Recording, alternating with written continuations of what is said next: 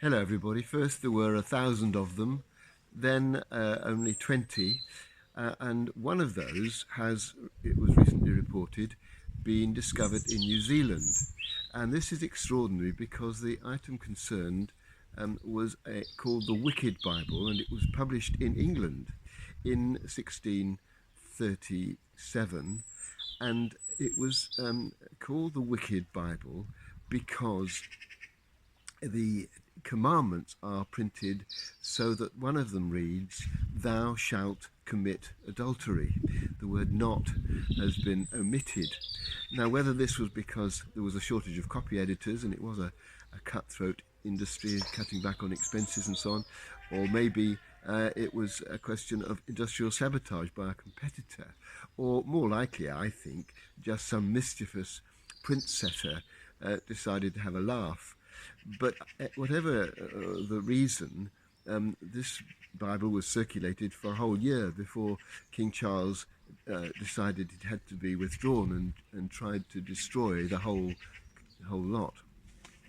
But it made me think as to whether or not the commandment to commit adultery might actually have been more effective for some people than the commandment not to, because there are some people who, being told to do something, instinctively don't want to do it, and being told not to do something, instinctively do want to do it. I think that's maybe some of the population. Others, and I include myself in this group, are much more conformist. We take the opposite view. If we're told to do something, we're very likely to do it unless we can come up with a good reason for not doing. But whatever kind of person you or I are, we all have to face the problem of dealing with things that we feel we are tempted to do, but we know we shouldn't. And dealing with temptation is not an easy thing. It's something which we learn to grapple with as we grow more mature in our adult lives. And I think that the way we deal with it will differ according to what the temptation is and according to each of our personalities. But one thing that I think very rarely works is to pretend the temptation isn't there and to dampen it down and to try and push it under the carpet. That was King Charles's approach to the Bible. He wanted to completely remove it from circulation. He called in as many of the copies as he could find.